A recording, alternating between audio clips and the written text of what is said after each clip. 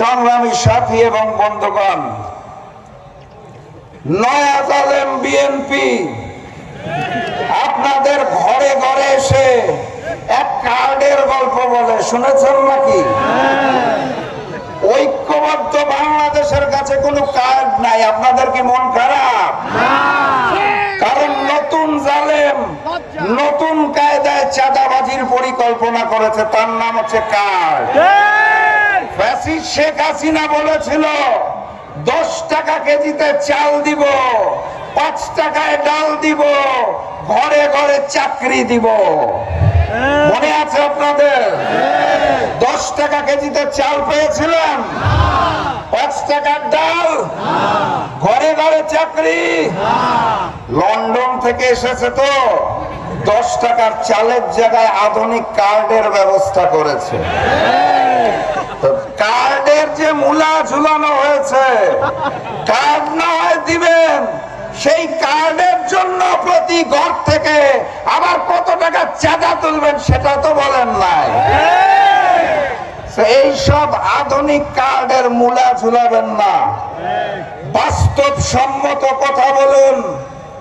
যদি মনে করেন আগামীর বাংলাদেশ গড়ে তোলার জন্য কাঁধে কাঁধ মিলিয়ে আমরা একসাথে কাজ করতে রাজি আছি, তাহলে আমি বিএনপিকেও আমন্ত্রণ জানাবো।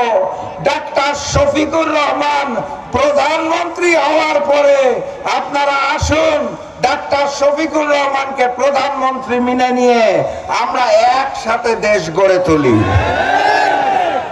আর যদি মনে করেন ওই যে আই হ্যাভ আ প্ল্যান গুপ্তর মতো দেশে আসবেন আর লন্ডনে দৌড়াবেন, আপনাদের নেতা কর্মীরা চাঁদাবাজিরা হাজানি চালিয়ে যাবে, মামলাবাজি চালিয়ে যাবে, ভূমি দখল চলিয়ে যাবে, তাহলে মনে রাখেন বাংলার তৌহিদি জনতা রক্ত দিতে শিখেছে।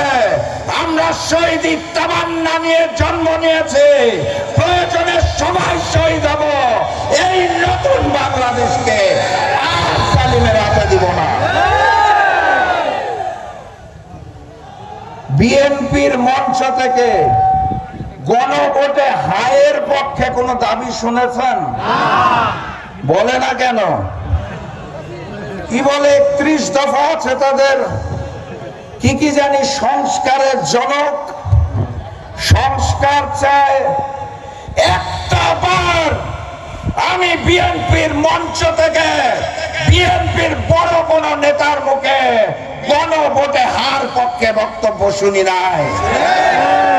প্রেস কনফারেন্সে সাংবাদিকদের প্রশ্নের মুখে, চাপের মুখে কোন কোন নেতা বলে নায়ের পক্ষে যাওয়ার সুযোগ নাই আমাদের, তাও মুখ দিয়ে হা বার হয় না, বলে নায়ের পক্ষে যাওয়ার নাকি সুযোগ নাই। সংস্কারে এত ভয় কিসের? 10 বছরের বেশি কেউ প্রধানমন্ত্রী থাকতে পারবে না, এটা শুনে কষ্ট হয়।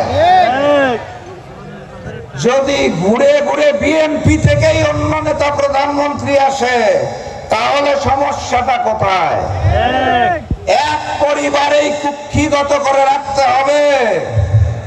শেখ পরিবারও চেষ্টা করেছিল বাপ-দাদার পৈতৃক সম্পত্তি বানানোর জন্য দেশটাকে।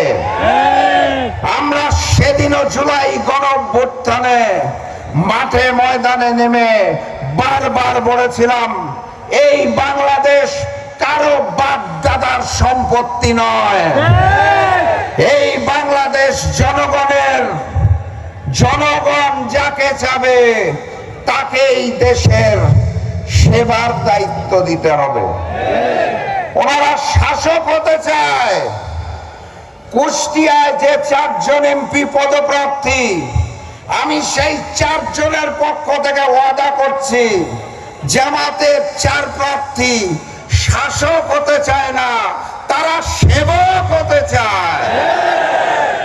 আপনারা সেবক হিসেবে আমাদের 11 দলের মনোনীত প্রার্থী বাংলাদেশ জামাত ইসলামের 4 জনকে দাঁড়িপাল্লা প্রতীকে ভোট দিয়ে 12 তারিখ জয়যুক্ত করবেন।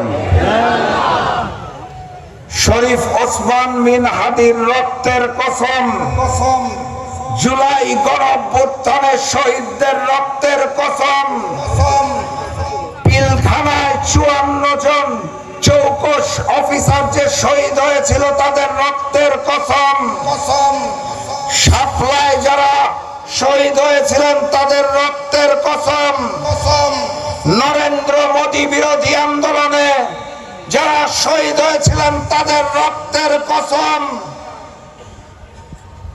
আমরা কারো রক্তকে বৃথা যেতে দেব না, ইনশাআল্লাহ, ইনশাআল্লাহ। এই নতুন বাংলাদেশে ভারতীয় আধিপত্যবাদ এবং আগ্রাসন চলবে না।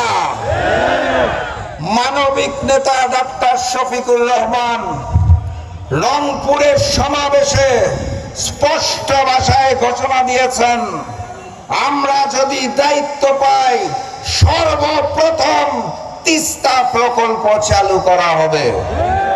অতএব